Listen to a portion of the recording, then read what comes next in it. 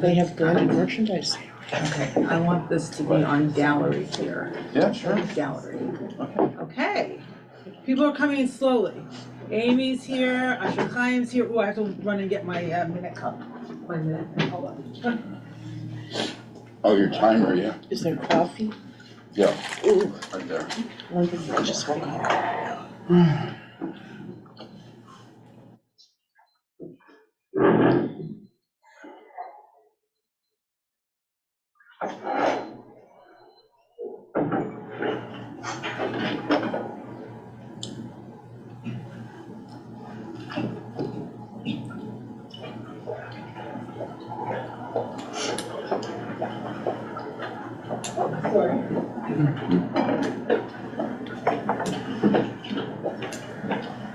I've never seen so few people via Zoom. I wonder if they've This all is been so let. weird. Think they've all been let in?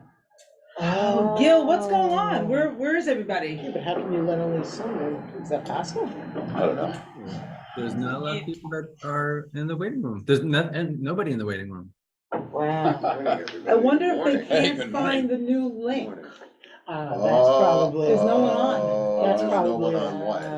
Look, There's 5 people. that's I'm open getting book any today. emails in the support. Nobody's asking for anything. Asher Chaim even sent a special alert. So that people Huh, would. that is bizarre. Do we have We a, never have so few people. Yeah. Yeah. Usually I have people waiting to go in. This is really bizarre. Let me just see if Yeah, people are that's what emailing, no? Could they be in another room? That's what I would guess, if they're not emailing. They're in and not another here. room. let me go look, They're in do we want another me to go room. log in? They're in the another old room. I'll log Yeah. in as well. That's can- what it is. I can testify, I haven't taught on Zoom for 2 years at Columbia. Like, that's what happens. Oh, really? Yeah. Yeah, so they're just figuring that we're late here. They're all at the wrong, Yeah, they're all in the Airport wrong room. And if they knew I was teaching, they knew I wouldn't be late. That's true. Yeah, this is it. All right, everybody. Well, we're gonna start because this is our time, right? Although we could extend a little bit. So you know what? Let me give it 5 minutes. Okay. We could schmooze meanwhile. Huh? Here's Debbie from Florida. Amy. I wonder. Hi. Hi. All right, we're gonna schmooze for a couple minutes to see if we can work out where everyone else is. Because I mean, specific people have told me that they're coming, and I know that they would come if they told me they were coming. yeah, they're waiting for the plane at a different gate. Exactly. I once went to the wrong airport. And then I raced with my husband to the right airport, and lo and behold. But it's so funny when you say they must be in a different room. It sounds like there's almost a real. I know, virtual I know. place. There's a virtual somewhere. In the some other, Amsterdam in a airport. multiverse. Yeah. It's in a multiverse. I was going to Italy and I almost ended up in Belgium because I was like in the wrong line, but someone brought it to my attention. That would have been a sad outcome. I agree with you completely. Yeah. It Wait, was what my- happened, Marlon? The other way around would Did be you find better. them? Who's the host? Bill. So, no, for the old open room. Is that Bill also? Ask him, I don't know. Okay, it's waiting for the host. Let me see if I can, let me, Gil? I tried that this Gil? morning. So the old open book, I logged in and it says waiting for the host to log in. So are you the host of that? Or could you log Who's into the that? host? I'll log into that as well. Log in and tell everybody to come here. Give them the link. Yeah. I'm Okay. gonna wait a couple more minutes. Okay. Cause we can go a little late today. Really? I'll go There's till nothing 10. happening today, yeah. Nothing. I can go till 10. It's only a con, bar mitzvah. No, No, why? because. Services start at 10.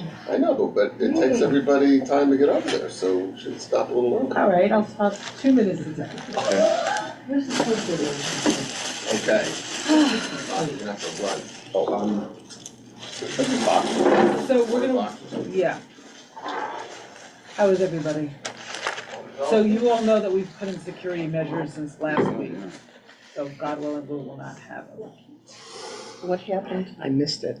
We had a bad anti-Semitic and sexually inappropriate Zoom comment. Separate ones. No, it was all one. Was it the same person or two different people? No, I think it was the same person. Oh, I meant that the anti-Semitism and the sexual performance wasn't in one. There were There were two separate, things from one separate source. activities, Two yeah. things from one source. And it was an open book? It was open book. And the week before it was services, so we've had to do all Oh kinds my of things. gosh. To make sure that we have more security. Do people now need a code to come in, like they have, or they're, Well, we changed the link, that's why people aren't here. I think having a code is better. Okay, now You what? wanna, But how do you circulate you the wanna code? just start with Yeah, I can Because just, did you? like, can't they did get you- it the same did you way that resolve they the get the No, link? No, it'd have to be individually sent to each person. Okay. A different code to each person, oh. so Hi, it's- Jay. It just makes it harder for new people like to from university. That's- Oh, wait a second. Why No, am yeah, I- it means they Yeah. have to be vetted. connect with the Yeah. synagogue. Yeah, why did you, what happened? I mean, that'd have to be, really, Hi, they should be Wendy. members of the synagogue. How did that just? That's tricky. I mean, I don't necessarily Oh disagree. my God, with that. Sarah? Hi, is that Sarah? Oh my God, that's a student of mine from 1998. Wow. I haven't seen, hi, Jay. Was that Sarah and the baby? Ah, oh my God. Oh, Mazel Jay- tov, mazel You tov. taught Jay's daughter? Yeah, I knew Jay's daughter first. Oh, wow. Hi, good to see you, mazel tov. Okay, we're starting late because there's a little bit of confusion about which Zoom room we're using, because we changed Zoom rooms and somehow we didn't disable the old room. So do I have to get on a list now moving forward, so that I get the links, or, I mean, how does No, that? there's no It's list. There's all- no list. all It's the just- information is You in have to check the Romemu now. website. Okay, You gotta cool. check Romemu now or check the website. Yeah. Okay, I will check. For the right website. link every time now, Yeah. unfortunately. Okay, we're going to begin. Yes. And we're going to begin with the Torah bracha. Gil, are you around to screen share the bracha? That's okay. Yes, just give me a second. Okay, don't worry, if you're doing other things, it's okay.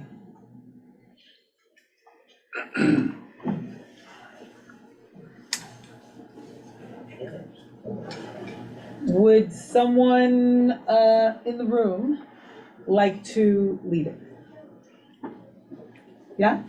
Baruch atah Adonai Eloheinu melech haolam asher kiddushanu v'yisoyso v'tzivanu la'asok b'divrei Torah. Amen, amen. Blessed are you, source of life, divine source of life in the universe, who has sanctified us with your commandments and commanded us to soak your divine wisdom. S-O-A-K. S-O-A-K, la'asok. Okay, Gil, you can unscreen share that.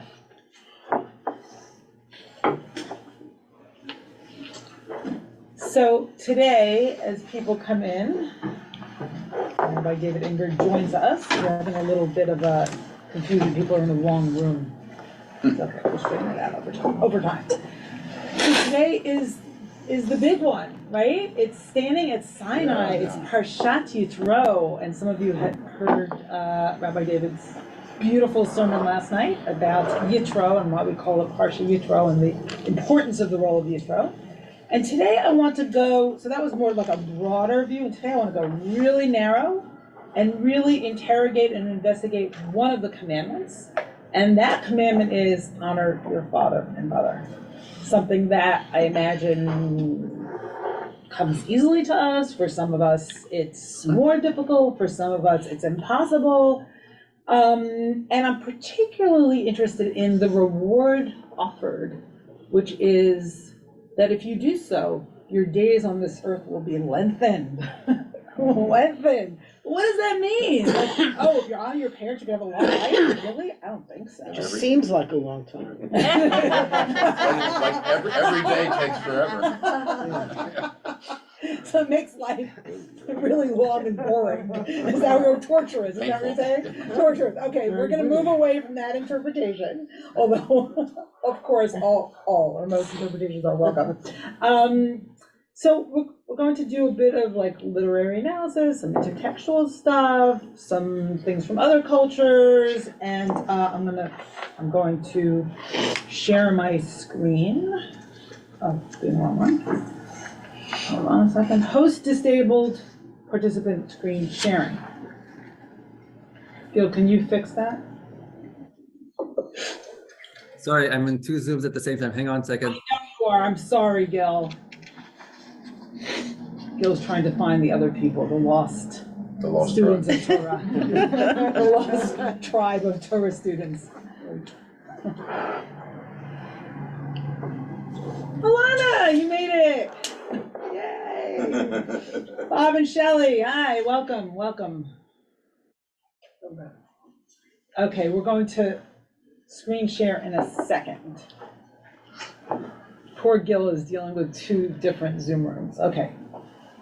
You should be Okay, able so to- it still says host disabled. It's not working. check now. Okay. Now I can do it. Great.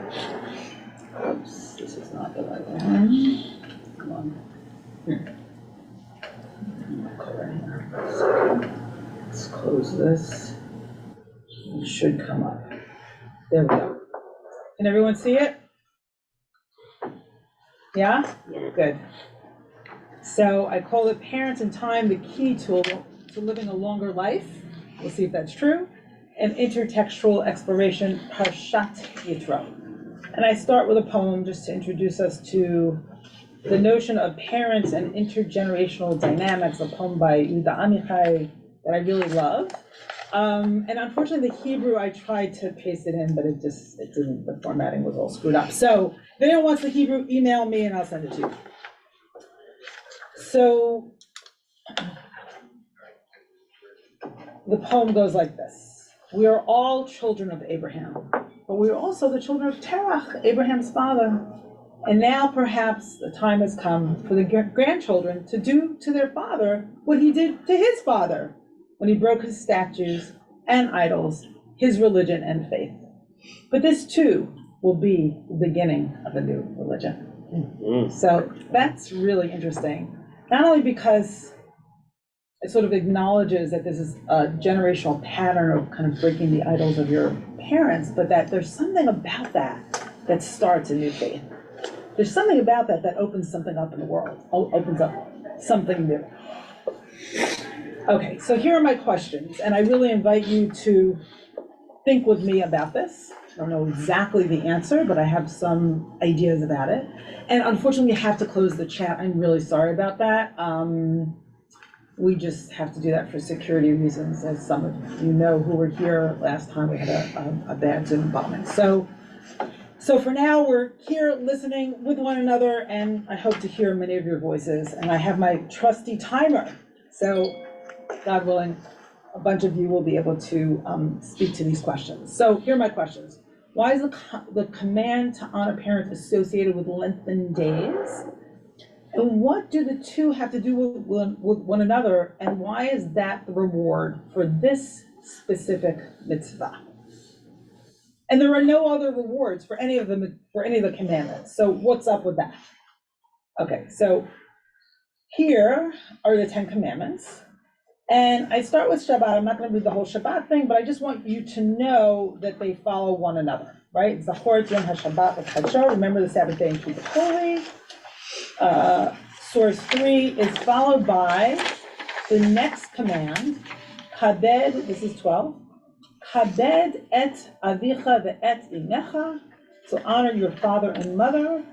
Leman, so that Ya'arichun yamecha, that your days will be lengthened. Some people translate long life, but it's not exactly what it says, and I want to be very careful about exactly what it says to help us understand what's going on here.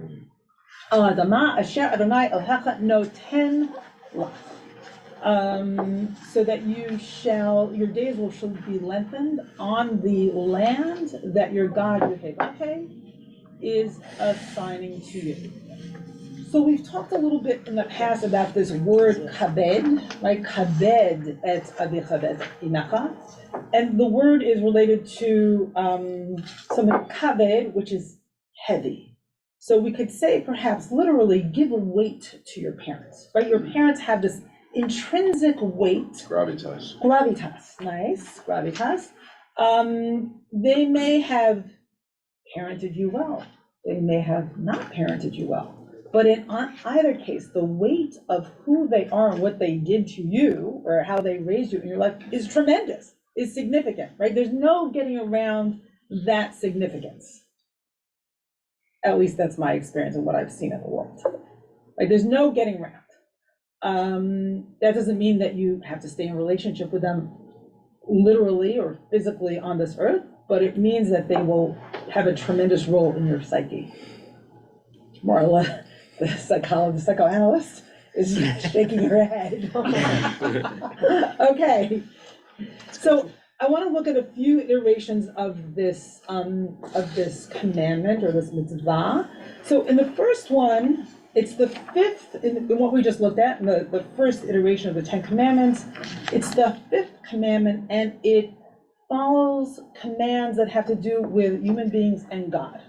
And this is sort of the pivotal, right, the pivotal command that shifts us to relationships between the human and the human.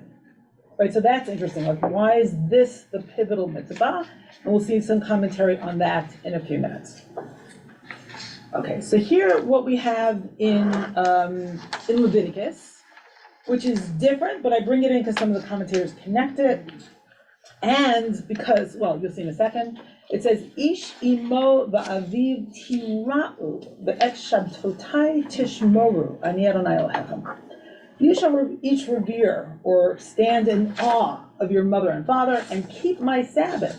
I, Adonai, am your God. So in both cases, honoring or revering one's parents is linked to Shabbat. So that's another question, right? I'm actually not gonna, I don't think we have time. Which is also temporal. Which is also temporal, absolutely, nice. So I'm not going to deeply interrogate that, but that's interesting, and I brought it to you because one of the commentators makes that link. Can I say one thing before you go? Yeah, Paul. So last week, we spent a lot of our time discussing the order of the commandments and what that meant. And here, this is linked to Shabbat. No, that was in Beit Midrash. That wasn't. Sorry, in That Beit wasn't Midrash. this group. Okay. Some of you may have been in. Different study of Torah. That's right. So in Beit Midrash, this past week, we discussed the context, the ordering of the commandments and how that worked out contextually. Yeah. So if one has a positive point of view that by the time you get to the fifth commandment, you've actually absorbed and you're practicing the first ones, then that's going to give a boost to your honoring your mother and father. In other words, if you've internalized the first four Right. commandments, then you're ready to do this one. Yeah, That and it's you'll sort be of more an organic successful at growth. it. And there the You'll link be more to the successful. Shabbat commandment is quite clear. Thank you. Or you can do the opposite too. If you're good at honoring your mother and your father, then you can move up the ladder too. The opposite is true. Oh, that's interesting. So that honoring your mother and father could be a portal to your relationship to God, or it could be a portal to, or It's your much relationship more, with God it's much could more be sort of- identified. You can connect much easier. They're right here. Nice, Amazing, like just to think like, nice. but it's really beautiful to think, I've never thought about this way, like depending on where your angle is coming in, either from the right side or the left, one is a deeply secular ethical and moral imperative that potentially leads to the sacred, or do you begin with the sacred as the a priori ground Right. and make your way to the left side, right? It's an interesting, Right. just to think of it that way, I like that. Yeah, so yeah, what leads to what? Which one And leads probably it's like they both lead to one another. And it's interesting that they're both essential, right? The left side and the right I side. see it as neither, though. I see it as the Torah is, the long life is a carrot. I think it assumes that it is difficult to honor your parents, and it is not necessarily something that you would do.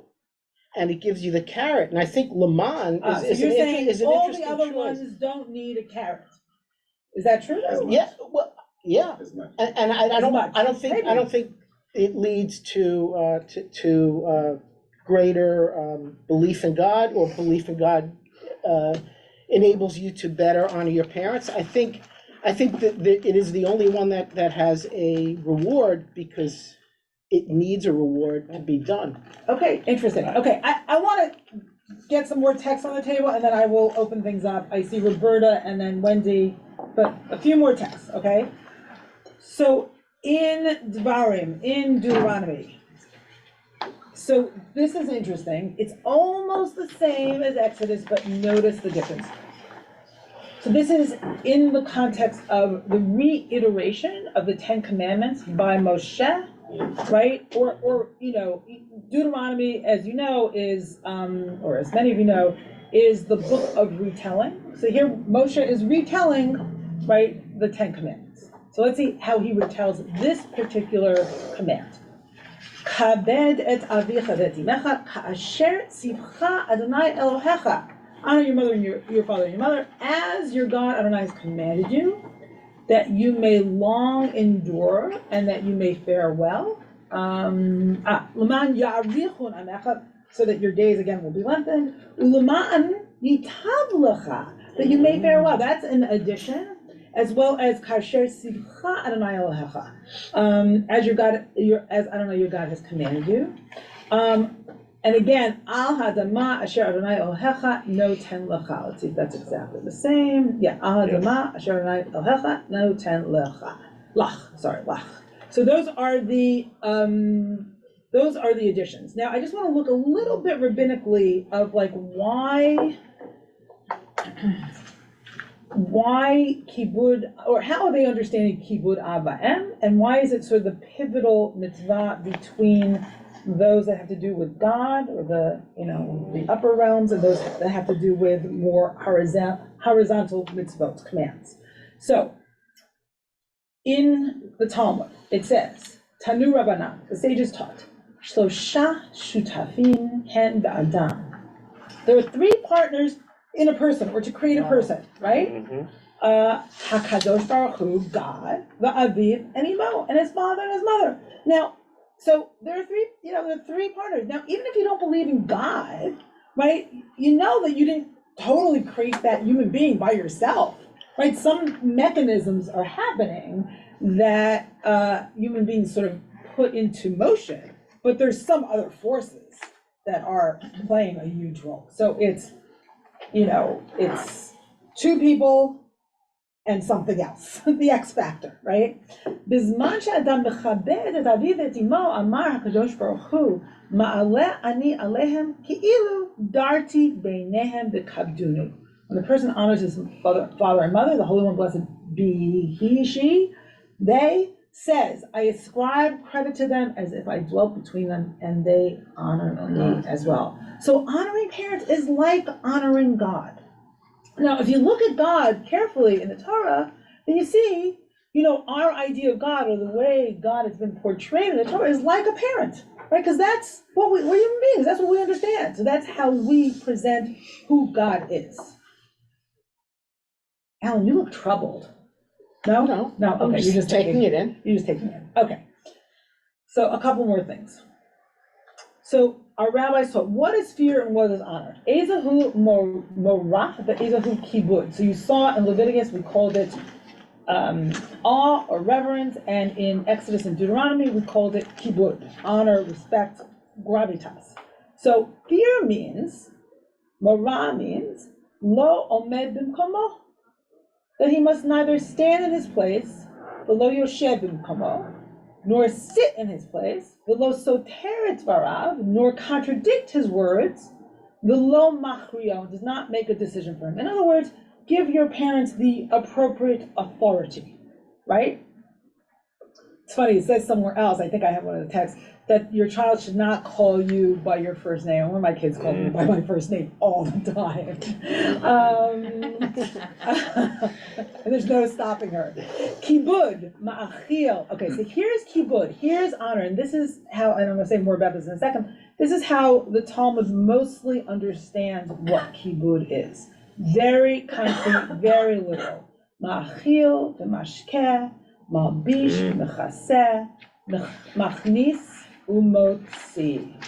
So honor means that he must give him food and drink, clothe and cover him, lead him in and out. Now, how many of you would think, when you think about honor, you think about clothing somebody or giving them food, right? So a kibud sometimes in Hebrew is, I'm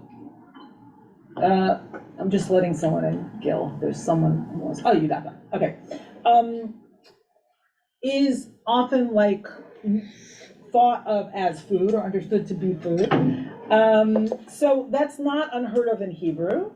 But here, what the Gemara does, here and other places, is they understand that the duty to honor your parents is the duty to take care of them in their old age. The day-to-day practice of making sure they have enough to eat and they're dressed and they have their dignity. And which is so interesting because the Gemara is really focusing that, or the rabbis are really focusing on taking care of your parents the way they took care of you when you were too young to take care of yourself. Or should have. Or should have.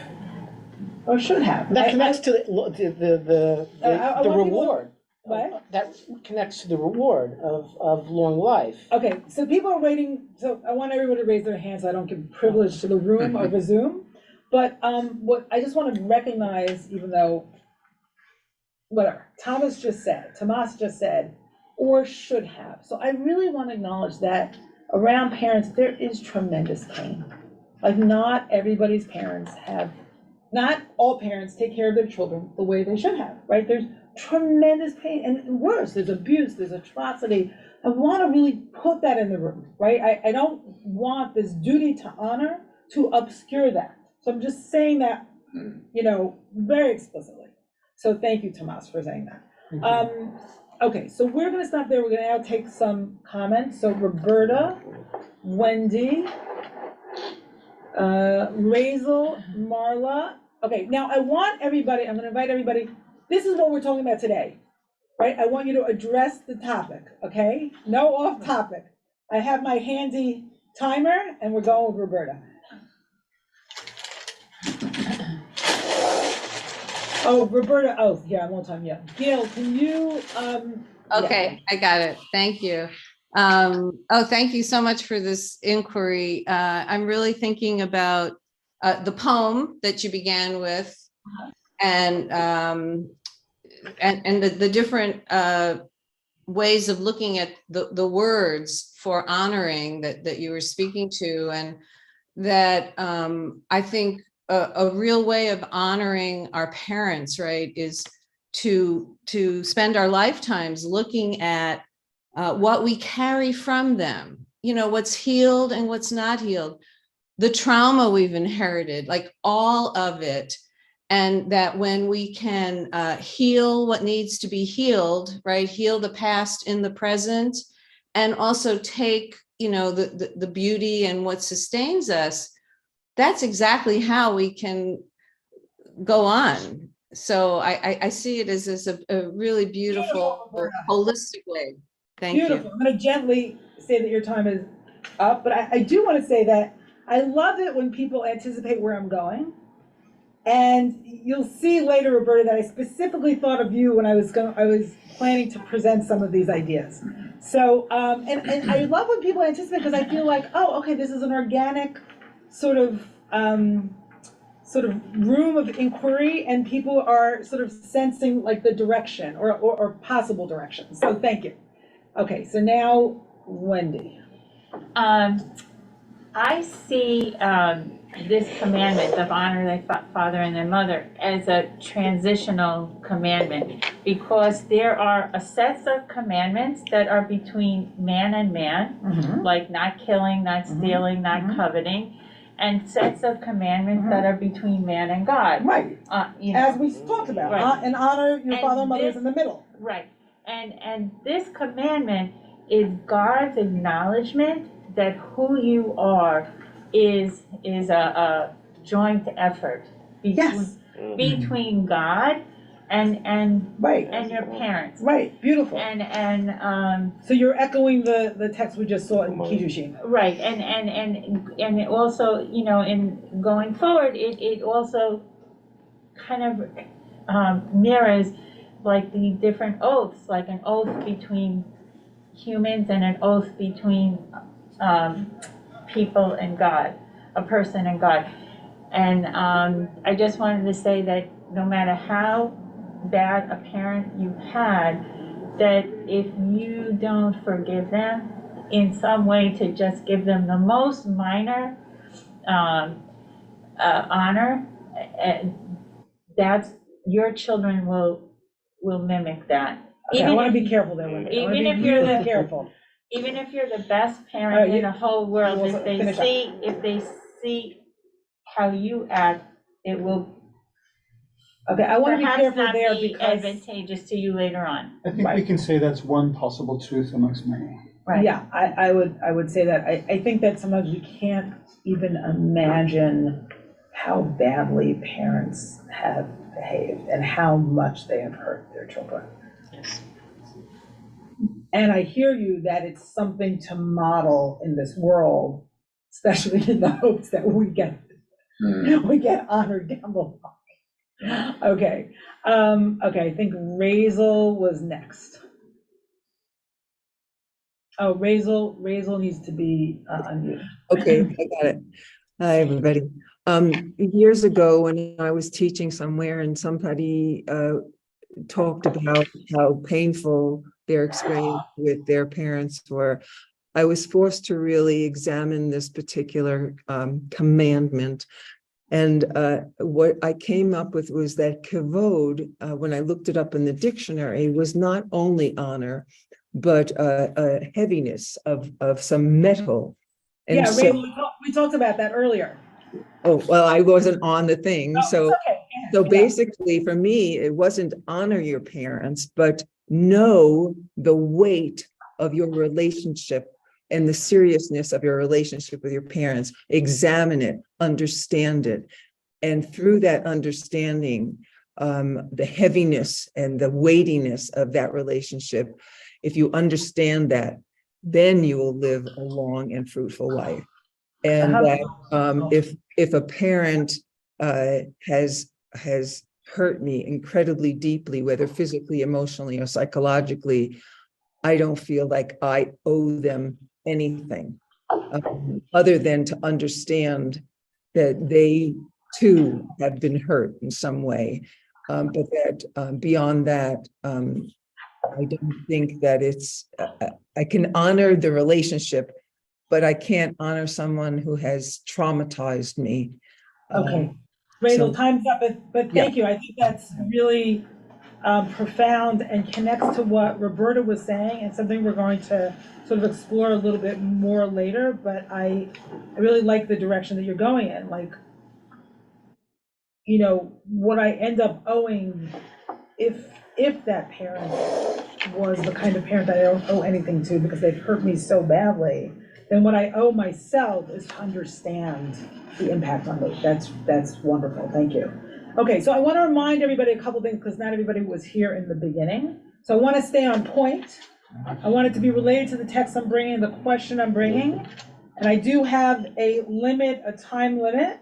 So I'm going to gently tell you and just finish up your sentence at the end of 1 minute. Okay, so, you know, I'm going to take all the hands that are up now, but I want no more because we have more important text to do. Okay, Marla in the room. I think I'm similar to Razel.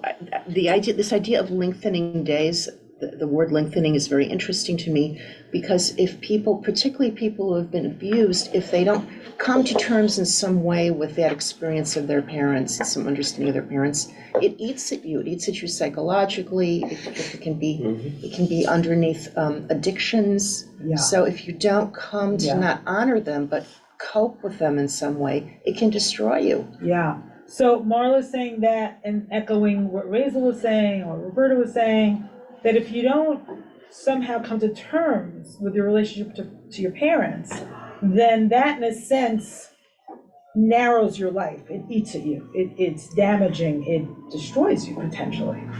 Yeah, absolutely. So I think that's a beginning understanding of what it means to lengthen. That's great. Thank you.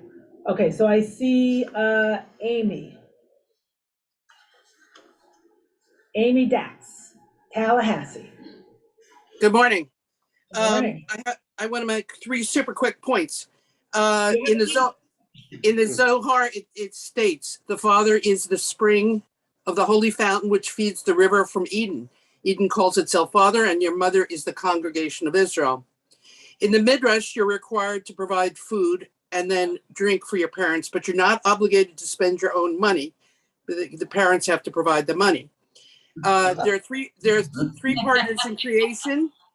a person, God, mom and dad. If you dishonor your mom and dad, you're dishonoring God. And the fourth is if you bookend this with the allowance that if parents are not respected, they're allowed to kill the kid. So certainly that would be a length of day, an issue in terms of the length of days. If you're allowed to kill them if they're disobedient. Okay, your minute's up, thank you. So there's a law in Deuteronomy about the rebellious child. Right. And this is not carried down into the Talmud or into law in any way. But we're not talking about that today, a whole other thing. But thank you, Amy. Okay. Now, we have Alana, Jay, Jessica, and everyone else I'm gonna ask to wait. Because I wanna do some more text that I think will shed light on this. Alana. Shabbat Hi, shalom. Shabbat shalom. So I'm also, in addition to all the beautiful things that have just been said, I'm also reading this honoring of the mother and father as earth as mother and father, as the ecosystem as mother and father, as the universe as mother and father, the stardust from which we arise and the compost to which we return. Wow. Debarty. Oh, love that. Thank you.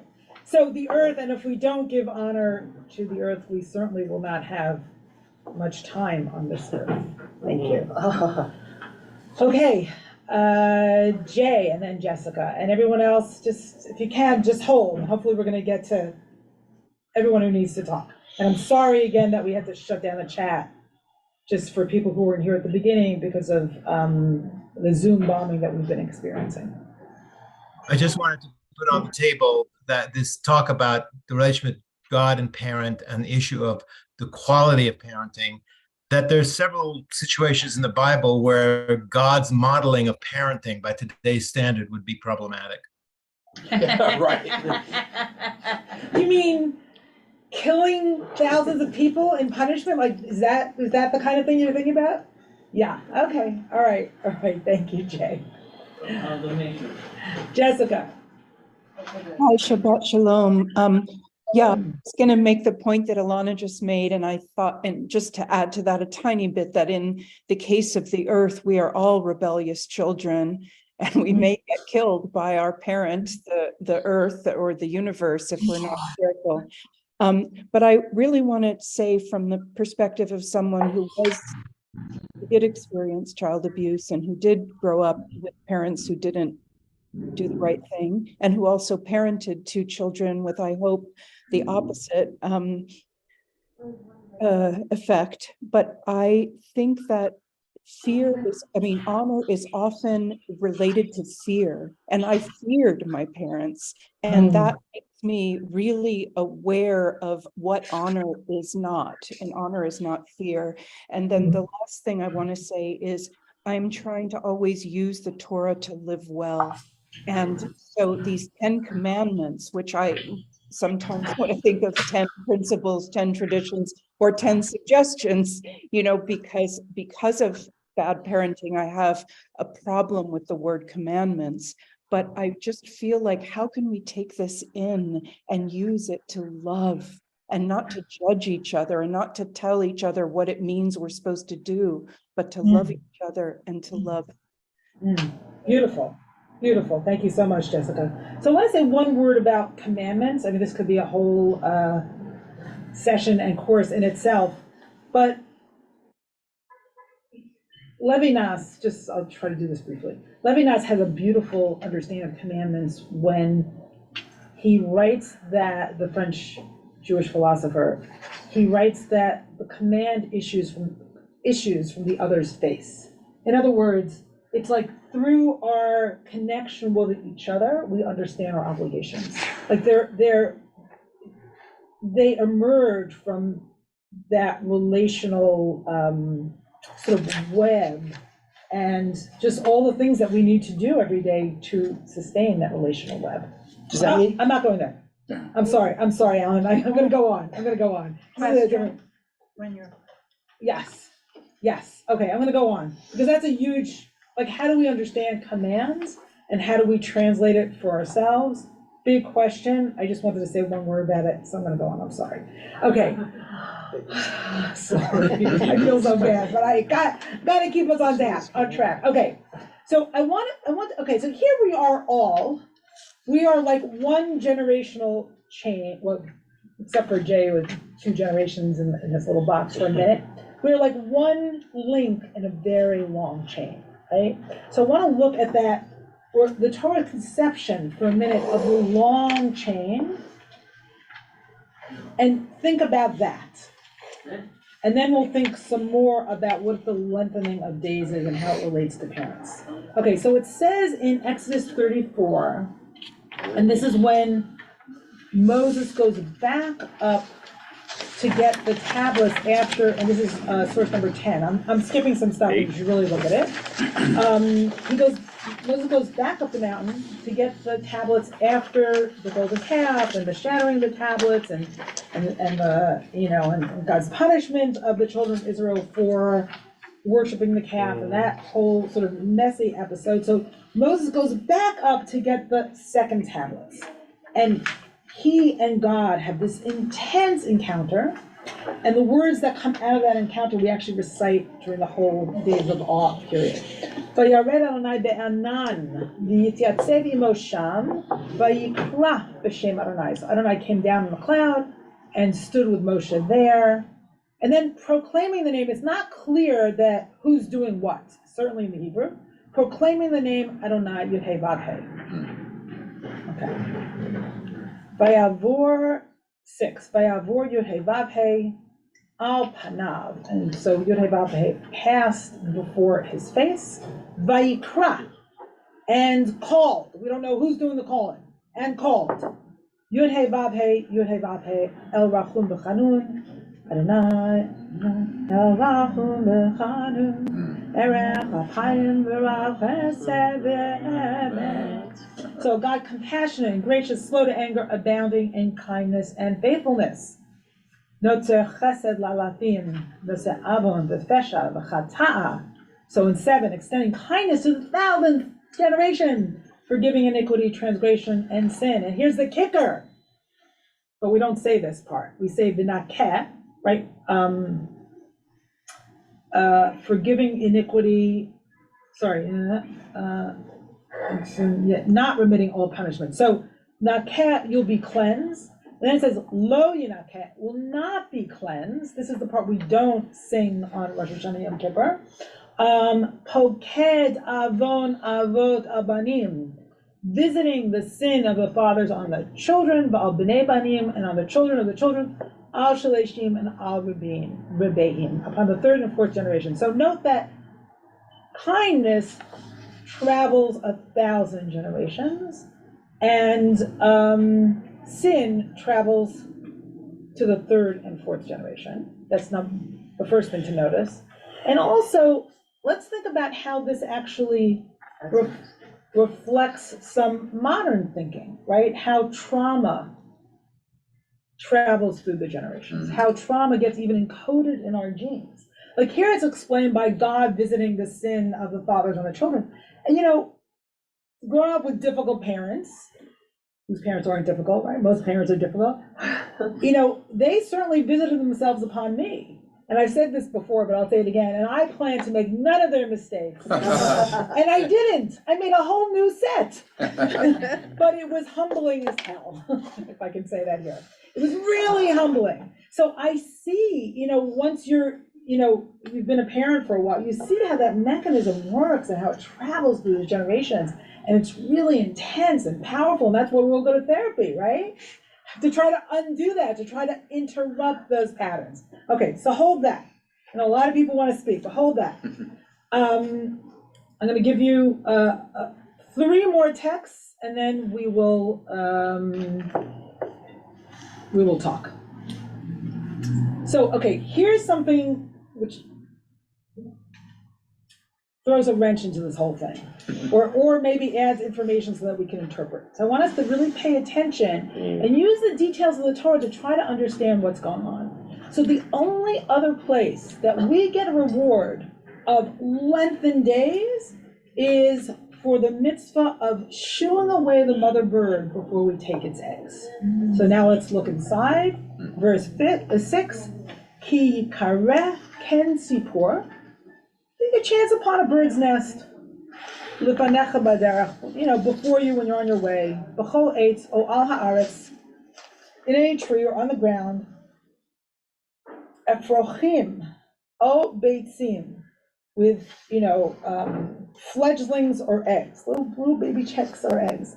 Ha'em rovetzet al ha'efrochim, a beautiful image of the mother kind of nesting over her fledglings. Rovetzet is a really beautiful word of like hovering that's actually used in the creation of the world for God's spirit. Lo tikach ha'em banim. Don't take the mother with its young. Don't take both. Instead, tishalach. Shaleach tishalach et ha'em. Send the mother away. V'etabanim tikachlach. You could take the children, right? Take the children. Why? Lema'an itav lach b'harachta yamim. In order that you may fare well and have a long life. Or you have lengthened days. Again, exactly the language specifically, first of Exodus, but exactly the language of Deuteronomy. Right? Yitavlach,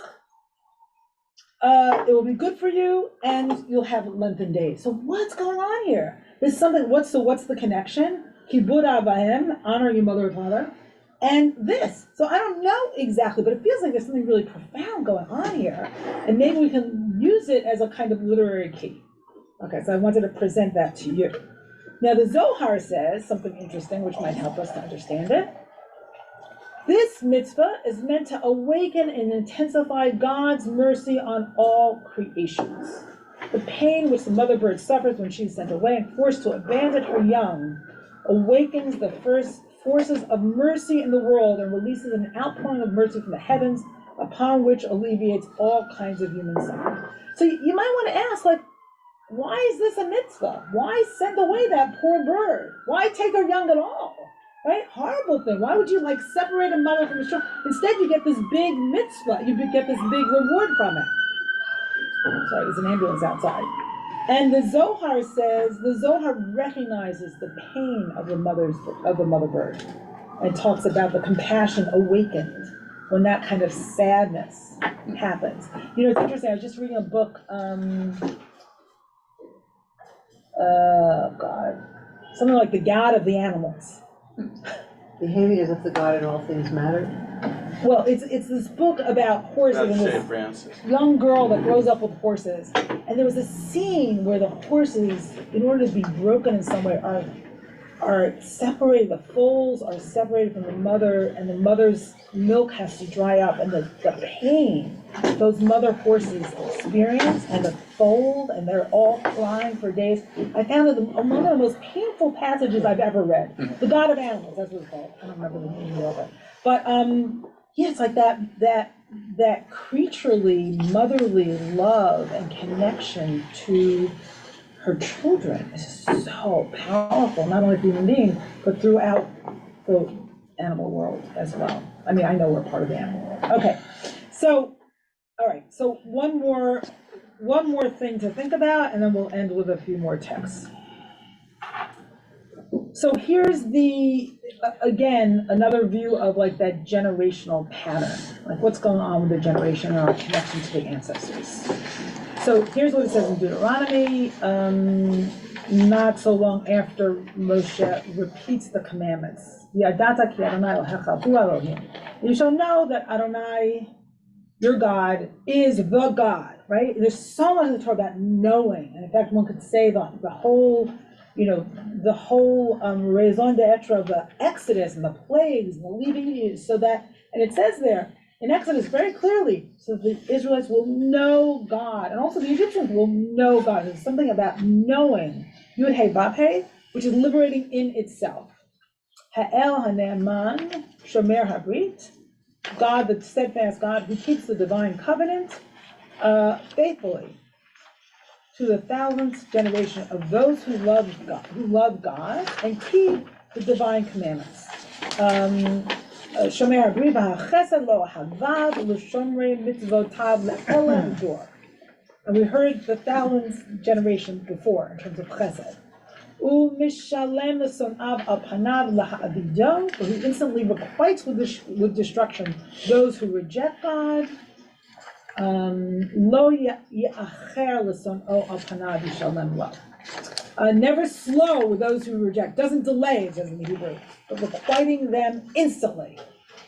V'shamarta et ha-mitzvah, et ha-chukim, et ha-mishpatim, asher anochi mitzavcha hayom le'asotam.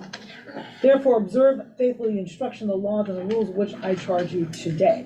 V'haya ekev tishma'un et ha-mishpatim ha'ele u'shmartem va'asitem otam v'shamar Adonai Elohecha lecha et ha-brit v'chesed asher nishbal avotecha. If you do obey these rules and observe them carefully, your God Adonai will maintain faithfully for you the covenant made on oath with your ancestors. So what interested me here is that if you observe today, there's something about that awakens the oath and the covenant that God made with our ancestors. I'm just trying to figure out the generational chain and the concept, the Torah's concept of the generational chain, right? So again, there's this connection between, what you do in your life now and your faithfulness in observing God's instructions or commandments and the past. And that's really my question here. Okay, so I'm now going to call on a few people. I have my trusty timer, so at a minute, I'm going to gently cut you off. And I'm asking people to stay on topic. Okay, I'm going to start with Batya in the room. Batya in the room. Thank you. So if the mother bird and the baby bird and loving kindness is so important, then think about the absence of all of that, which many of us have experienced. And you brought up the forgive. Shut off the phone. And I'm wondering, my question before was, is there a commandment that about forgiveness? There's no commandment. Well, it's embedded in the laws of Tshuva, not in the Torah directly is there a command about forgiveness. Because I lived a whole lifetime before I came here, and I started doing morning, nighttime prayers, and that was, you must forgive, in the nighttime prayers. And it took me about 5 years before I actually began to forgive one of my mother. Wow, beautiful, amazing. So I want to look at that prayer with you. I'm not sure it says exactly that. I want to look at that with you. Thank you, Batya. Okay, so I see, and Gil, here we're going to go with anyone else in the room? Oh, okay. We were talking about commandments before. Yeah.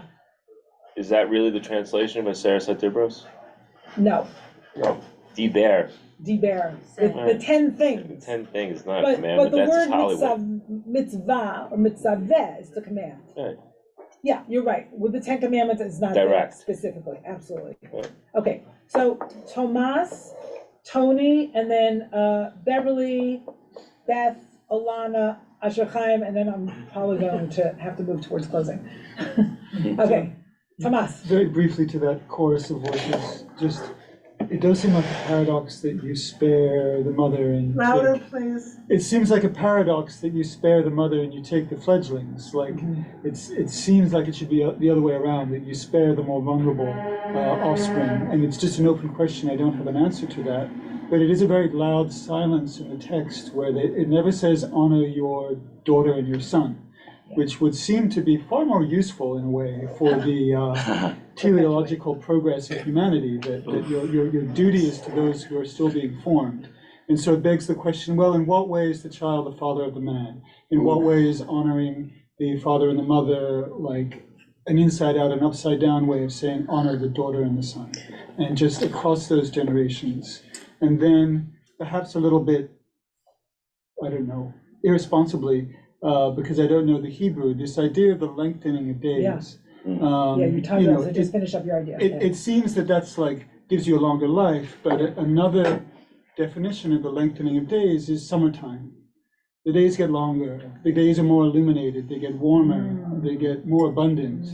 And if you think of the seasons of a life, if everything goes to schedule, the caretaking of your own parents is in the summer of your own life and in the autumn and the winter of theirs. And so the time of lengthening is the time of care. Beautiful. So let me say something about honoring your parents. So I feel like if there was a mitzvah for children, it should be protect as opposed to honor. Like the command to protect. And I wonder also if honoring your parents is actually for the parents or it's for the children. Right? Like who needs that honor? Who needs to honor and who needs that honor? And who does it benefit? Big conversation. Yeah. Okay, Tony. First of all, Tomas, that's why we pay you the big bucks. Amazing. Yes, beautiful. So in response, partly to Tomas, we think of summertime and the living is easy. E. Cummings's poem on what of a much of a witch of a wind begins with, what of a much of a witch of a wind gives the truth to summer's lie, that it doesn't last forever, actually. But that's a whole other side question and discussion. The main thing I wanted to say was that speaking of parental love, the Baal Shem Tov's amazing statement really puts a lot in perspective for me when he says, the greatest ne'er-do-well you can think of is dearer to me than your only son is to you. Say it again. Then the greatest ne'er-do-well you can think of is dearer to me than your only son is to you. In other words, the Baal Shem Tov is putting that in God's voice. Yeah. Or Christ's voice. Okay, got it. Yeah. Whatever, divinity. The guru's voice. Okay, so in other words, you may hate that person or think really poorly of them, but they are dear to somebody. And I remember Not only dear, they are a precious jewel in God's universe. That's beautiful. I remember, after I had my first child, and I noticed someone who was homeless on the street, and for the first time I thought of them as, oh my God, they were a baby, but they were a baby, and they were hopefully protected at least for a moment and cherished. And it was just like, it was heartbreaking to me. Yeah. Okay, here's the lineup. Did I say it before? I'll say it again. Beverly, Beth, Alana, Asher Chaim, and that's it. We're gonna have to close out. Beverly. Yes, Shabbat Shalom, and forgive me for being off camera. So I never come to open book because I like to sleep late. And this morning I woke up early. I'm a psychologist at New York Foundling, which is foster care, mental health. I direct our training program, so supervise trainees. And I've been working recently very ridiculous hours. I woke up and said, what would nourish me is going to open book. And it's uncanny how this was meant for me to hear. So uncanny. So I wanted to say, as far as this discussion, children don't just land in foster care, right? It takes a lot to have a child, I'm learning, taken out of a home. And my students are currently working without going into details, but an extremely complicated situation with a birth parent who did something I can't say it, but so shocking that she sounded like, what kind of mother could do this to a child? And all Beverly, time is up, so just wrap up. Oh, sorry. Oh, well, my point was just that instead of, I think about the honoring, the understanding, because we finally met with the birth mother and she has her own story that. Yes, thank you. And that echoes some other comments here, is the obligation, given those kinds of circumstances, or at that point, is it just to understand? Or is that the best we can do at that point? And even that's hard. Okay, Beth. Shabbat Shalom. Shalom. I wanted to speak about this concept of trauma encoding itself on our genes. Assuming that this hypothesis is correct, we need to consider that this arose due to natural selection, the phenomenon of this type of encoding, and therefore there is likely some sort of evolutionary advantage to this kind of transmission. It is possible that this encoding of trauma might be an evolutionary dead end, but it's also possible that it's beneficial. One of the things that came to mind was the idea of seeing unhoused people in town and the push carts they have that's full of a bunch of stuff that looks like junk. And it isn't necessarily junk. There might be a few little gemstones hidden in there somewhere. Yeah, Beth, your time is up, so if you could wrap it up, that'd be great. Okay. Anyway, I think that there might be an advantage to this encoding, and I'm not sure what it is. Great, let us know. Thank you. Okay, Alana.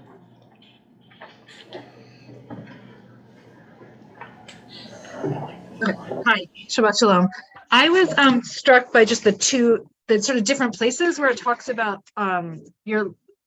the pain being brought on several generations in the third and fourth generations versus kindness going to the 1,000th generation, and sort of God kind of like, as you put in, like honoring God does that, dishonoring doesn't, in the same way that maybe honoring your parents does and doesn't. But I mean, it feels like there's some truth. You and I were talking this week, sort of just about thinking about Holocaust and sort of the transmission and the damage of that 3-4 generations. And I see the difference between the impact on me and the impact on my children, another generation removed. Not that it's something that was dishonoring, not that maybe Jews didn't dishonor God, but Nazis dishonored God, right? Or all these other things. And it goes on. And the idea that kindness is something that builds and builds and builds is, I mean, it's sort of a nice paradigm, but the harm of past generations being passed on 3 to 4 generations is also kind of hard to sit with. Like you can't transcend that, or that it's still there. That's a good question. Can you transcend it or can you not? I think the whole mechanism of tshuva is about interrupting that pattern. Amen. And that we're not locked into it because of that. And in fact, it says in the Talmud that tshuva not only reconciles relationships, but it changes the past. Talk about time. It actually changes the past. Sweet. So, yeah. Who says that it changes? Some rabbi in the Talmud. I would get you the exact quote. No? All right, Asher Chaim. Oh, you're not unmuted yet. Got it. Let's start your time there. Thank you. A brilliant Dvar Torah that I heard years ago, and it has different light today. In order that your days be lengthened does not necessarily have to be read in terms of lengthening your days in the future. The story of Elisha ben Abuya is the footnote, but rather it lengthens your days by connecting you to the past. That when you give gravitas to your parents, you're connecting yourself to your history. And in light of the 4 generations of trauma, but 1,000 generations of kindness, perhaps that allows you to leapfrog back over the generations of trauma to reconnect with an ancestor who was kind and gracious. I heard the Dvar Torah from Rabbi David Levine, grandson of Professor Rabbi Lee Levine. Beautiful, Ashachan, beautiful. Awesome. And it's kind of the direction that I wanted to end up in. So thank you for that. So there's something about either giving honor or actually fully understanding, right, the impact that your parents had on you and who they were in their lives and who they were in their generational chain that kind of expands your life and your perspective. Okay, so I'm going to give you 2 more now, related to what we said, but 2 more texts. And one is from this book I'm reading called Mindfulness, an 8-Week Plan for Finding Peace in a Frantic World, which I recommend. It was assigned to me by the Institute for Jewish Spirituality. I'm doing a kind of, 2-year course with them as part of a rabbinic cohort. Okay, so this book, and this really kind of blew my mind. Can I have someone else read it? Oh, okay, Lena. Yay. Where do I start? Mindfulness. Mindfulness extends human life by reducing anxiety, stress, and depression. It also lengthens subjective I think a lifespan. little louder if we can. That is because mindfulness helps us live in the moment rather than being trapped inside a foggy daydream. We fully experience more of life, and therefore our lifespan is effectively increased. So to lengthen our days, I'm claiming, and I think what's emerging in this room is that it lengthens our subjective lifespan. So let's see how that works. Let me explain. Without realizing it, most of us spend most of our time trapped inside the busyness of daily life. We are effectively unconscious to the world and sleepwalk through our days. Being locked inside such busyness can erode a vast chunk of our life by stealing our time. Take a moment to look at your own life. Do you find it difficult to stay focused on what's happening in the present? Does it seem as if you are running on automatic without much awareness of what you are doing? Do you rush through activities without being really attentive to them? Do you get so focused on the goal you want to achieve that you lose touch with what you are doing right now to get there? Do you find yourself preoccupied with the future or the past? Now, extrapolate this to the life you have left to you. If you are 30 years old, then with a life expectancy of around 80, you have 50 years left. But if you are only truly conscious and aware of every moment for perhaps 2 out of 16 hours a day, which is not unreasonable, your life expectancy is only about 6 years and 3 months.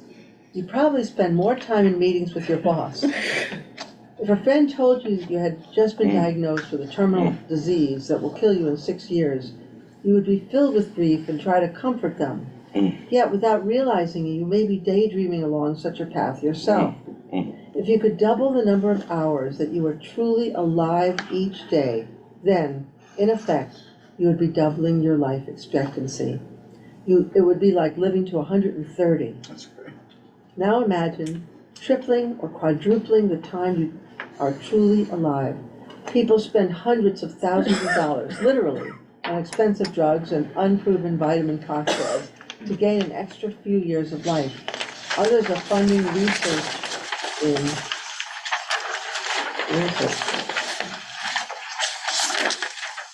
universities to try to extend the human lifespan. But you can achieve the same effect by learning to live mindfully, waking up to your life. Wow, that's such a powerful challenge, right? Like, what does it mean to be present? You know, I talk about this often because I think about it often. And what gets in the way, like, why do we resist so mightily? Okay, one more thing. Roberta, are you still here? Roberta Wall? Is Roberta still in the room? Yeah, she's there. Roberta, I want you to read the next piece. Now you'll know why I was thinking about you. So this is Thich Nhat Hanh, and again, it echoes, you know, looking at the parental dynamic and the generational chain through compassion and consciousness. And also, it makes a really good point, and I'll anticipate just for a minute, that certainly once your parents are gone, you realize, like, where are your parents? They're inside you. Like, everything that happened, you can't escape, even if you cut off your parents for very good reasons, because you're still living with the aftermath and the consciousness of that dynamic within you. So you still need to work it out. You're stuck, whatever that means. Okay, so Roberta, if you could read this next piece, number 14. When David was young, he was very bold. He declared, "I do not want to have anything to do with my father." But is it possible for us not to have anything to do with our father? Can you take your father out of yourself? When you look deeply, you see that you are the continuation of your father. You are your father. There is no escape. So if you declare that you don't want to have anything to do with your father, that is only your anger, your wish. In reality, that is impossible because you are your father. It is better to reconcile with your father within you. It is better to reconcile with yourself. One day, after crying a lot, David sat down and began to write a love letter to his father. because of the insight that came from that practice, he was able to see his father's suffering and his own ignorance. I told him, if you don't practice, you will transmit that suffering to your children and your grandchildren. You practice for your parents and for your children and their children. When you're able to make a peaceful step, it is not for you alone. You do it for all your ancestors, and you do it for all your children and future generations. When you're able to smile, all the ancestors in you are able to smile. It is very important. You need a sangha, which is a kevra, to support you for that smile to become possible. You may think that a smile is nothing, but it is a lot. With a true smile, you make all generations of ancestors in you smile. It is liberation. It is transformation. Every mindful in-breath, every mindful out-breath, every peaceful step, every smile is an act of liberation. You offer liberation to your ancestors and to your children. Thank you, Roberta. So I have to say that I'm a little bit uncomfortable with "you are your father," because again, I'm really aware of the degree of abuse that many people in this world and many people in this collective room have experienced. And I don't know about that statement of equality, but I do think this goes back to the charge to reckon and understand and somehow, if possible, to come to terms with whatever happened to you and for you. And somehow that will, lengthen your own being, right? There'll be hopefully the blessing of expansiveness within you and perhaps a connection to a generational chain that's been cut off. That's my wish and blessing for all of us, that we have the courage and the strength to do that work, whatever it means for each of us, however it is possible for each of us, and may it result in great, great inner and communal blessings. Amen. Amen. Look at the poems on the, there's poems that I it is ended great, with. and it's great for Right at the end of business, the source Maura. sheet. It's really great for business. Or some people would say we're inclined to